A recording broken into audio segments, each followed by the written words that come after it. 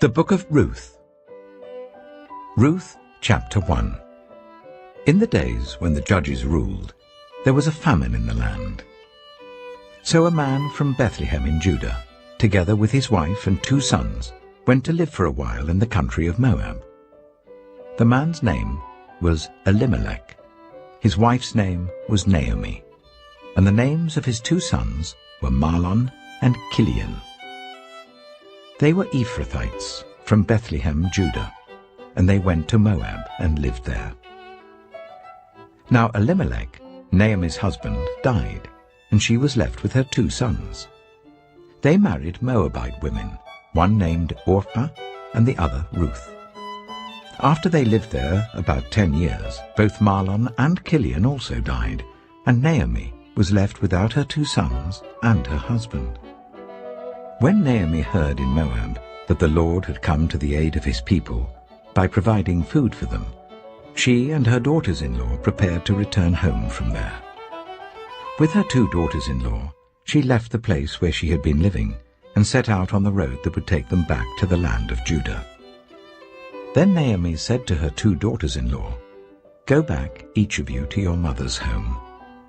May the Lord show you kindness as you have shown kindness to your dead husbands and to me.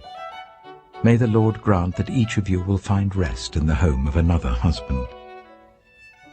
Then she kissed them goodbye, and they wept aloud, and said to her, "We will go back with you to your people." But Naomi said, "Return home, my daughters. Why would you come with me? Am I going to have any more sons who could become your husbands?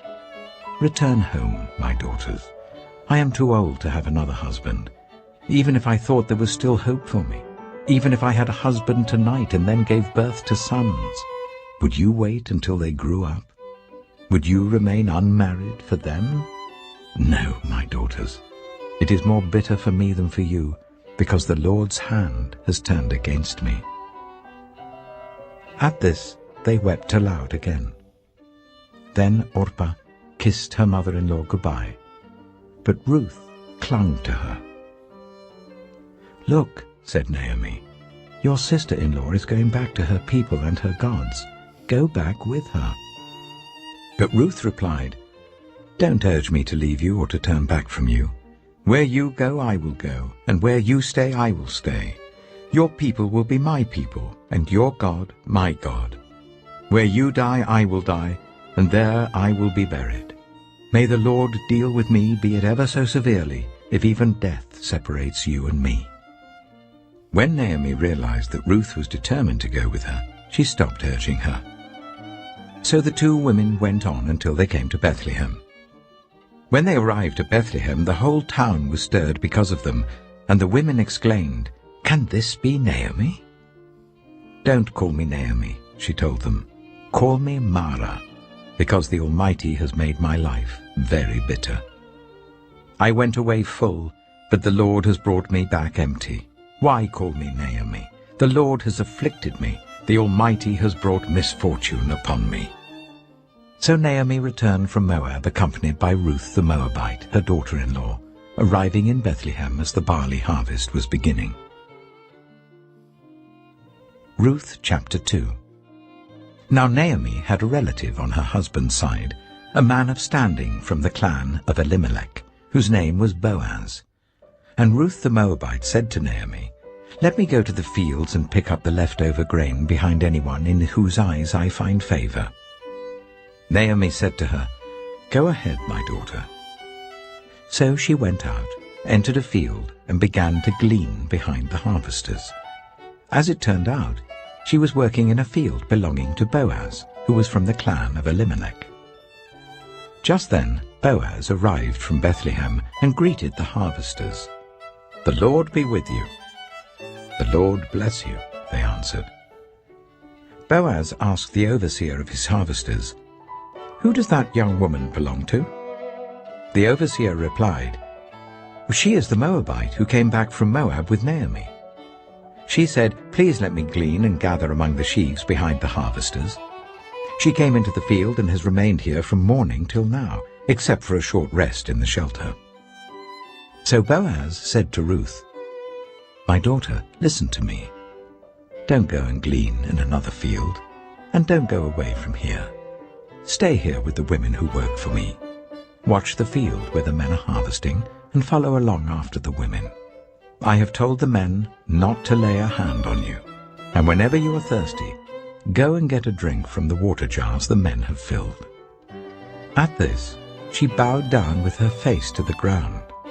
She asked him, "Why have I found such favor in your eyes, that you notice me, a foreigner?" Boaz replied, "I've been told all about what you have done for your mother-in-law since the death of your husband. How you left your father and mother and your homeland and came to live with the people you did not know before. May the Lord repay you for what you have done. May you be richly rewarded by the Lord, the God of Israel, under whose wings you have come to take refuge. May I continue to find favor in your eyes, my Lord," she said.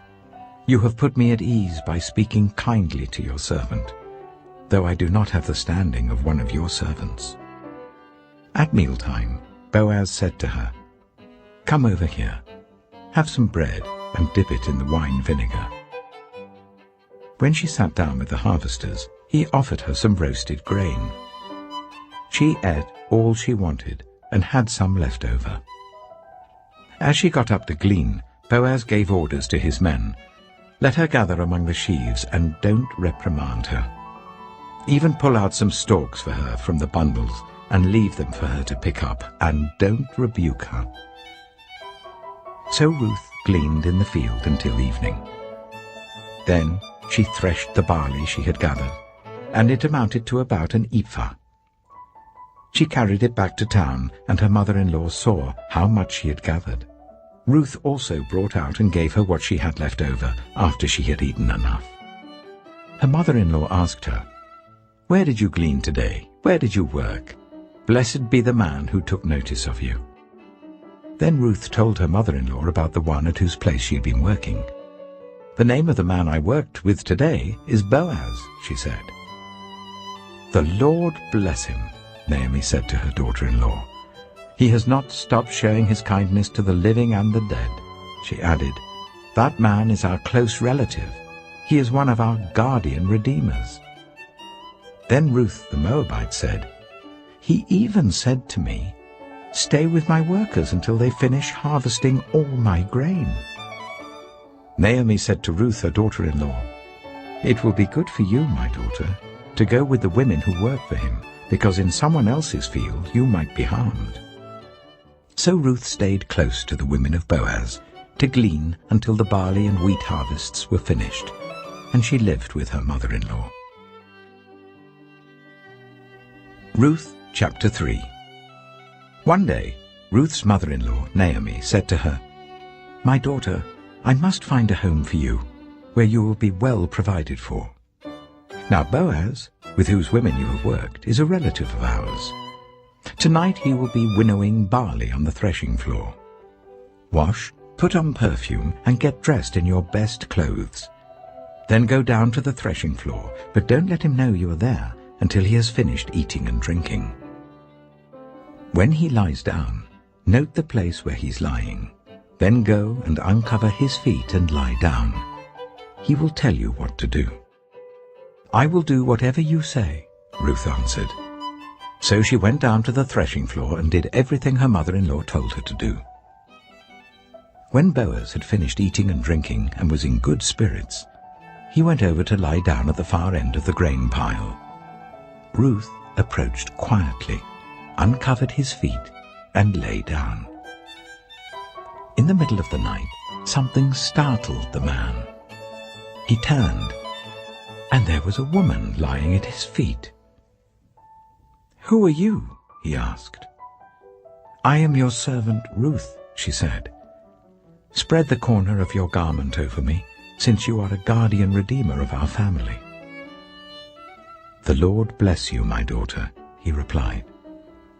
"This kindness is greater than that which you showed earlier. You have not run after the younger men, whether rich or poor. And now, my daughter, don't be afraid. I will do for you all you ask. All the people of my town know that you are a woman of noble character.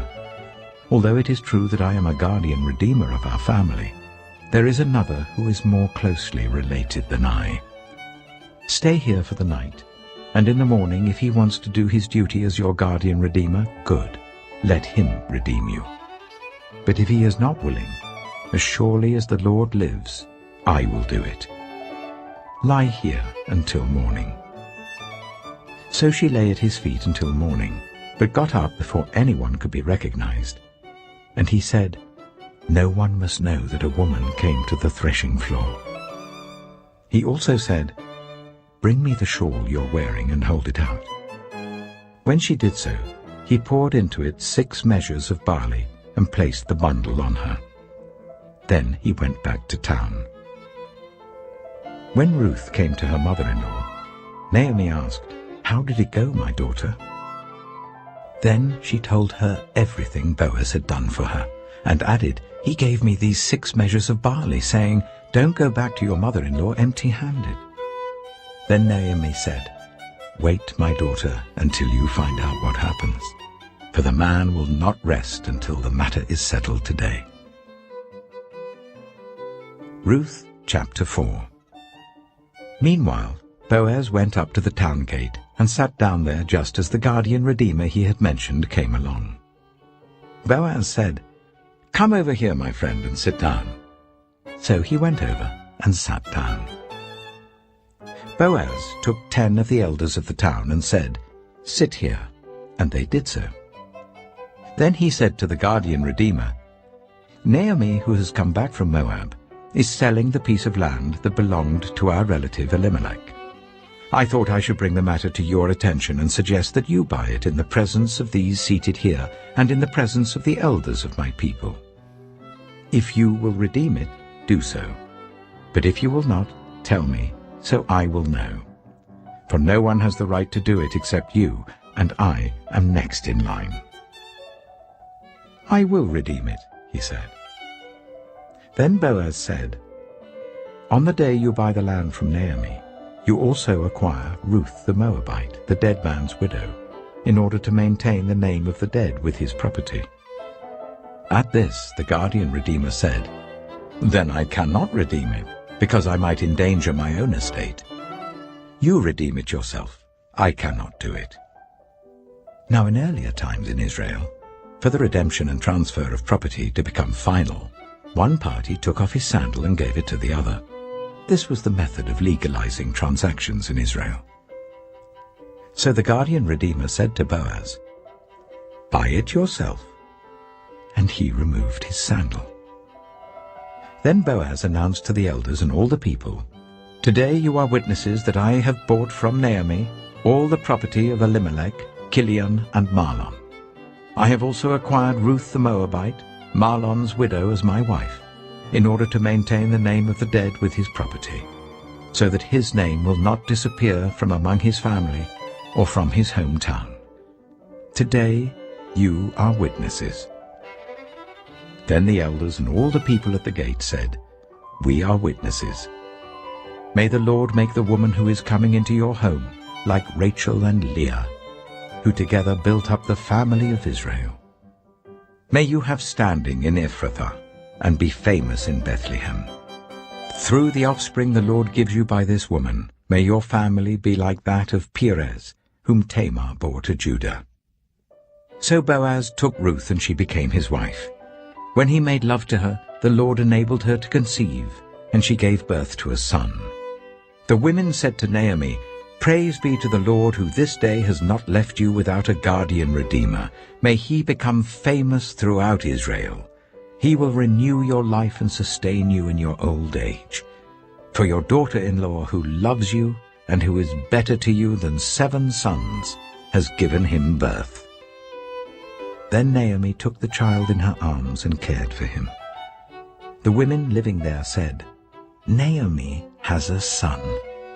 And they named him Obed. He was the father of Jesse, the father of David. This then is the family line of Perez. Perez was the father of Hezron. Hezron the father of Ram.